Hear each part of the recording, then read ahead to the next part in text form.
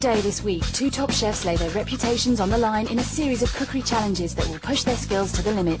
3 challenges, 2 chefs and 1 very important diner, the celebrity judge who will decide the winner of today's Daily Cooks Challenge.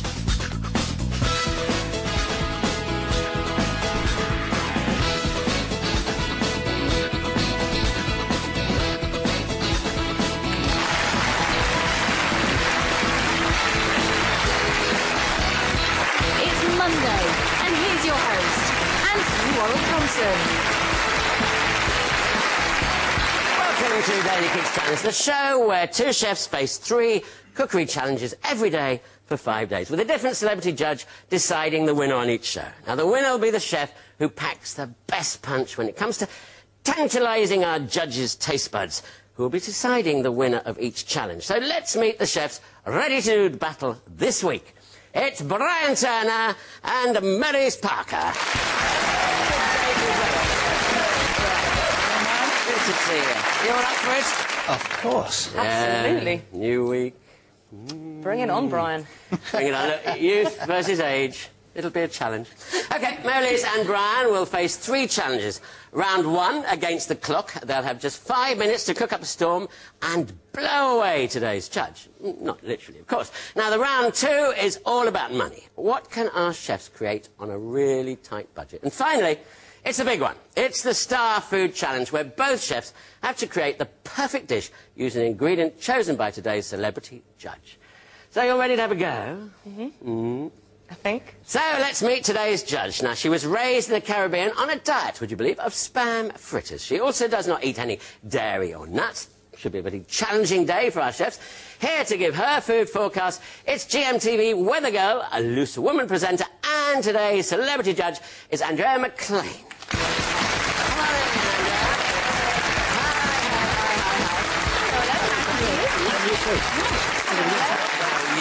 in, Hi, nice to meet you. This is all round. Oh, well. Welcome to the show, Andrea. Thank you so much. You in for it? You're going to be a really tough judge? Oh, no, I'm a lovely, fluffy kind of judge. Not the answer I wanted. OK, yes, I am. I want you to be really tough. If you don't think the food's good, tell us so. Oh, well, if you say so. Yes? All right, then. Hard with a smile. OK, yes. Well, Andrea's ready, and so are chefs. It's time for round 1. Maryse and Brian have only got 5 minutes to create a dish to impress Andrea, remembering to keep away from any ingredients that Andrea's asked us to keep clear of. Are you OK? What are you going to be cooking? I'm doing a peppered pomegranate venison with a salsa with roasted aubergine and a chili salsa. 5 minutes? Absolutely. Brian, what about you? Seared scallops, muslin tomato compote, wilted rocket. Beautiful. What do you think? First impressions? I'm a sucker for scallops. Oh. I have to say, they're one of my So all-time favourite venison? things. I don't think I've ever tried venison, actually, so you could win me First over. time. Yeah. First time. Yeah. OK, chefs, you have 5 minutes, and your time starts right now. OK, so... Can't you go and talk to Brian first? No, I'm going to talk to you. So you're doing your couscous first. I am. Are you keen on couscous? You like sort of Moroccan-y style food? I really do. I like couscous, and I like the fact that it's quite easy to make. You just pour the water over and leave it Exactly. away. Are you using water? I am. I'm using a bit of... Actually, I'm using a stock cube as well. Yeah. A little bit of chicken stock, and I have put lemon and some olive oil into my mix, just to make it a little bit more flavoursome, because it can be sometimes a bit dull. Andrew, what about pomegranates? Now, they're all the rage at the moment. Superfoods, Yeah. very good for you. You tried many pomegranate things, dishes? I've never cooked with it. I've obviously tried it as a fruit. Juice. And fruit, as a fruit. as You well. know, and I don't mind the fact that it's quite fiddly, and you have to sort of fiddle about getting all the fruit, all the meat off of the little seeds. I don't mind that at all. Well, it's a very good antioxidant. That, you know, it is one of the foods they say we should be eating, along with Yes. blueberries and broccoli and all the other sort of Yeah. foods. So, here we are. First shake the venison out. This is fillet. Yeah, Lovely and you've got tender. 4 minutes, so nice and tender. You like food rare, do you? Yeah, I do now. Oh, look, that's a new way of doing things, isn't it? Just putting a bowl in a frying pan Yeah, the there. water wasn't... Well, it was perfectly boiled, actually. Was it? I'm just rubbing my pomegranate molasses, which is like going on there like that. kind of sugary. That's pomegranate molasses. You get them in, well, more and more supermarkets are dealing with. Otherwise, Middle Eastern shops have it all the time. You could Let's use get- honey. You could use honey if you didn't have it, though. Okay, they're not quite the same, though, would it be? No, not quite the same. OK, well... And some peppercorns. We'd better let her get on with it, because she looks like she's in a flat. Do I look like I'm panicking? Because I'm not, obviously. It's Nothing beef. I like more less than raw aubergine. Really. OK, fine. Let's go and see Brian. How are you doing, Brian? We're doing OK. I've got the wilted rocket on already. I've got mussels almost open. I've got my scallops. Just going to turn them over. Not quite the right colour yet, almost. We got our compote. Yeah, that's over tomatoes. here. What's in there? Just tomatoes and onion, because you can't take garlic either, can you?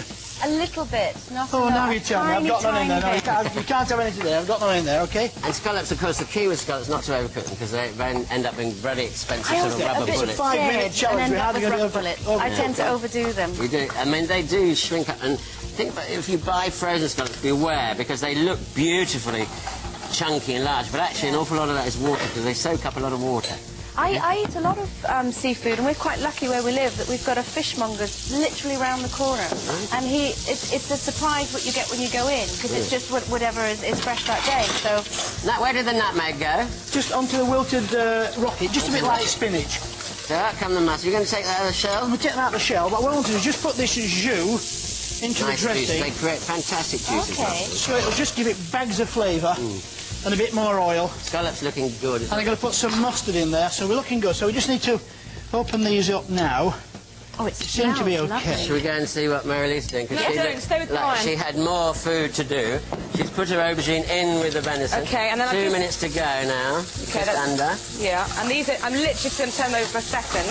You're getting your aubergine a little bit brown. In here you've got some pomegranate seeds. Did you take those out, or did you take them out for you? But you can buy it in the supermarket now. already Yeah, you done. can, it's very expensive doing it like that, but... And then I'm adding some chilli, which I haven't de-seeded and finely chopped because we don't have time. You can take a bit of spice. You grew up in the country. Obviously, you can take the seeds out. So This is just gonna be parsley, not coriander? Parsley, coriander. Okay. Yeah, absolutely. I'm going to take out my... This needs to rest now. 1.5 minutes to go. So rare venison, very nice. Nice. Venison, very good, low cholesterol meat. So it's very good for you, much less fat than other And then meat.